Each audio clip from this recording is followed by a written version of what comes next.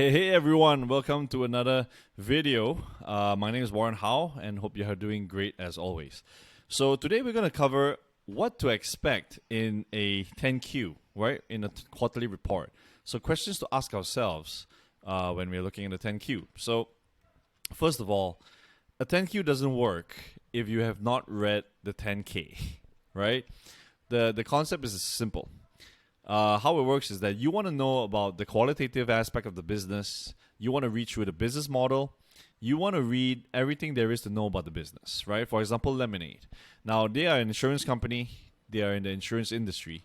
So what are the few things and the few key metrics that we should expect when we want to, dive into this industry?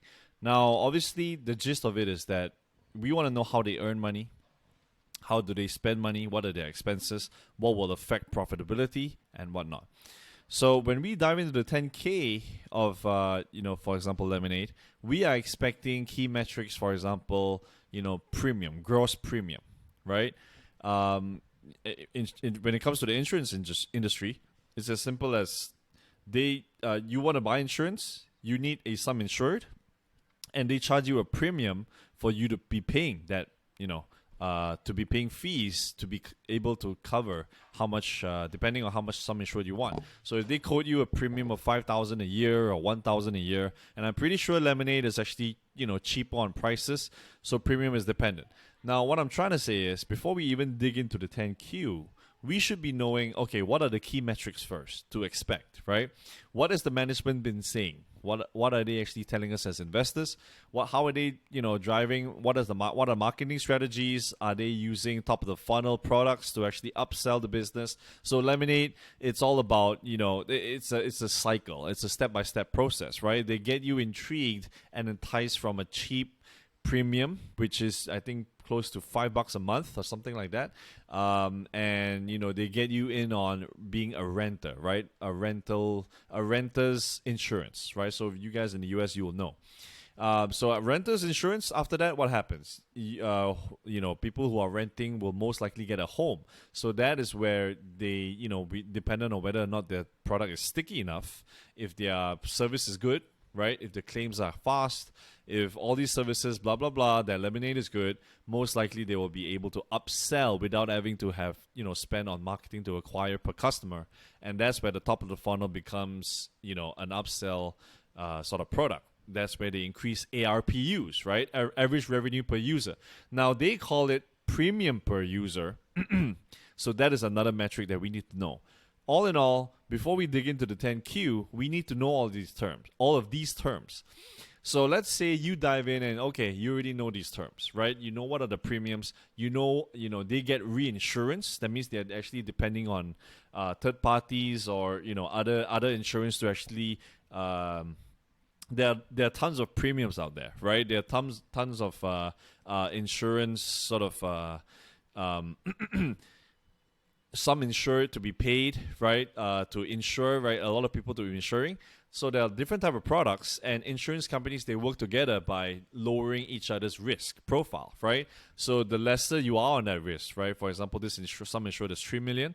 You can take a portion of that, which is 1 mil, and the balance 2 mil by other third party. You can actually get a commission from that and reduce your risk. But my point is, all of these key metrics must be determined from the 10K. Then when it comes to the 10Q, we immediately know what to expect.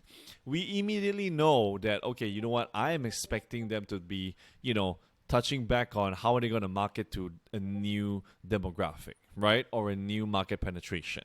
Or how is their update on the AI and ML model? They acquired a company, right, for example. So, what is the progress of that company? Or, for example, Tattooed Chef. They acquired Belmont, right? And they are expecting 100 million in 3 years. Now 100 million, will it seem lofty? Because they actually acquired them for close to 15 million, which is which is less than 10x. But in 3 years' time, now is that too optimistic? We expect some color on on that. So that's why we are following on the 10Qs. So how did the company perform over the last quarter? Obviously, but before that, dive into the 10K. Before looking into the numbers, follow the qualitative aspect and leads, right? Product, services, performance, blah blah blah. So how did the performance compare to the previous quarter or to the same quarter in previous years? Obviously, this is what they always give us in terms of numbers. But aside from the numbers, what we want to look at is the MD&A, management's discussion and qualitative analysis, right? So this is what actually. Yeah, MD&A, Management's Discussion and Analysis. Sorry, so this is what they discuss about. This is actually what they're telling investors to report out. They say, hey, we had this discussion. This is what we want. This is the marketing strategy that we deem is fit to be actually increasing the numbers. Now, what to look at in the 10Q, obviously at the last bit, is the guidance, right? Whether or not it makes sense. So what were the promises made by the CEO, and is that expected in this quarter call? Yep. So other questions would be obviously, what is the change in revenues? What is the change in breakdowns? High inflation environment, did it affect the business, right? It affected logistics costs. It affected materials costs for Tattooed Chef, for example. So how big of an impact? And do we see this as, transitory? Do we see this recurring? Is it a huge problem? And how will it impact the whole overall profitability, right? Will it compress margins? Will it expand margins, right? So geographical points, cost of sales, OPEX, CAPEX, debt, cash positions, liquidity. Now, if that's important, right, obviously, and free cash flow. So we want to see, okay, path to profitability. Now, I mean, one of the examples is Tattooed Chef, right? When I see their recent quarter calls, I'm thinking, you know what, they need more room to run.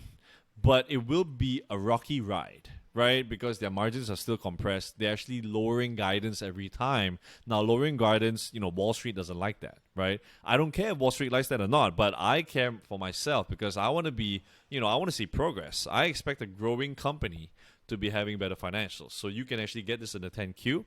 So if the cost of sales is increasing, meaning that it is more expensive to bring in revenue, and what is the ability to scale from here on in? Yep. If it's an AI reliant company, you would expect, for example, SoFi. I was quite disappointed that they did not say anything about, Pagaya's progress, AI. They did not really touch color on bank charter, but this is beyond their control. What I'm trying to say is everything that I expect has been, read through from their website, investor relations, investor presentations, 10K. I know about the business. So 10Q following is easier for me to follow up and follow up, especially on their guidance, right? So hope you got some value out of this today. This is what we expect from the 10Q, and we want to obviously qualitative analysis over quantitative analysis. Yep. I'll see you in the next video, guys. Thank you.